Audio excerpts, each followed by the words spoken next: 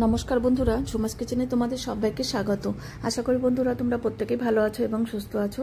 আজকে আমি তোমাদের সাথে রেসিপি শেয়ার করব, ছট পুজো স্পেশাল। আজকে হলো ঠেকুয়া বানিয়ে তোমাদের সাথে শেয়ার করব। আজকে যেহেতু ছট পুজো, এবার দেখো কী করে করলাম সেটাই তোমাদের সাথে শেয়ার করব। দেখো ভেঙে তোমাদের দেখিয়ে দিলাম কতটা খাস্তা আর মুচমুচে হয়েছিল।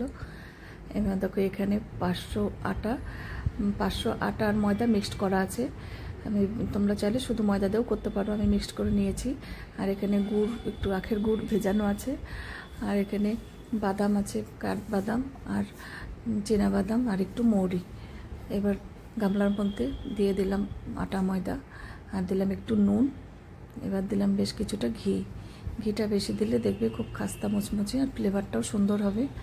এবার খুব ভালো করে ময়ান দিতে হবে।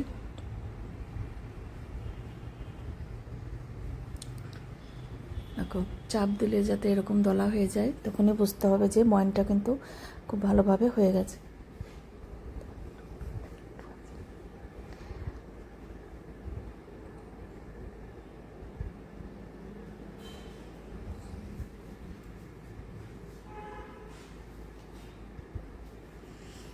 এবার এখানে কিছুটা নারকেল দিলাম, নারকেল কোরানো। আর এখানে বাদামগুলোকে আমি এটা হামিলদিস্তা দিয়ে একদম গুঁড়ো করে দিয়েছি।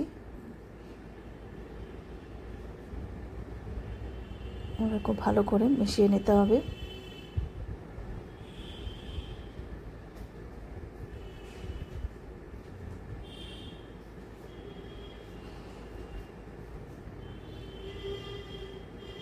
এবার দেখো এই গুড়ের ভেজানো জলটা এটা অল্প অল্প করে দেবো। একটা ডো করতে হবে, কিন্তু ডোটা কিন্তু খুব শক্ত করতে হবে, খুব নরম করলে আবার খাস্তা হবে না।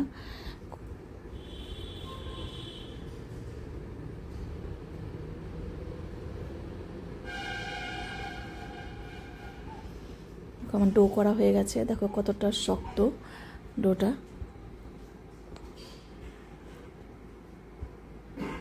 এবার এটা 10 মিনিট রেস্টে রাখবো।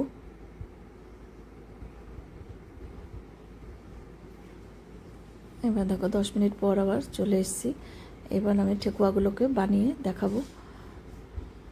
এবার কিছুটা দেখো আমি নিয়ে নিলাম,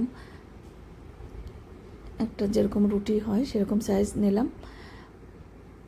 এবার এটা আমি পাতার শেপে দিয়ে নেব।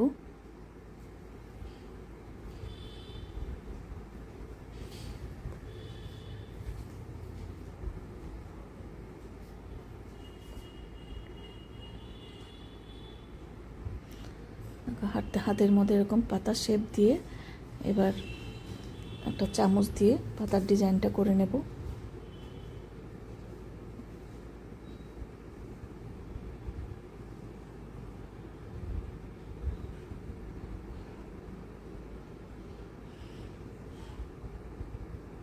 এইভাবে পাতার শেপে করে নেব।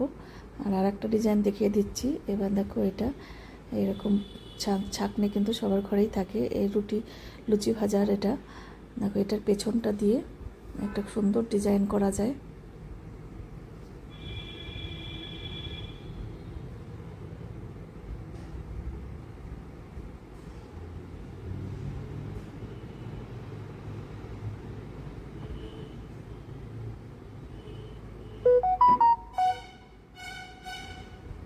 এইভাবে আমি সবগুলো করে নেব। এবার দেখো সাদা তেল গরম করে নিয়েছি। এবার গ্যাসের ফ্লেমটা মিডিয়ামে রেখে এটা ভেজে নিতে হবে। গ্যাসের ফ্লেম কিন্তু বাড়ানো যাবে না, তাহলে ওপরটা একদম লাল হয়ে যাবে, ভেতরটা কাঁচা থাকবে।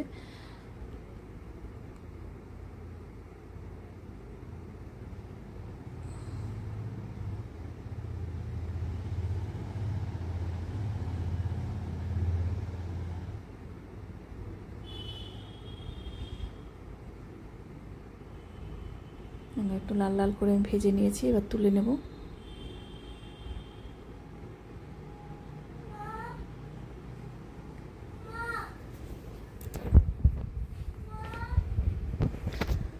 এবার দেখো ভেজে নেওয়া হয়ে গেছে। এবার আজকে তাহলে আমি এখানেই রাখছি, এরপর দিন আবার হাজির হয়ে যাব। টাটা বন্ধুরা।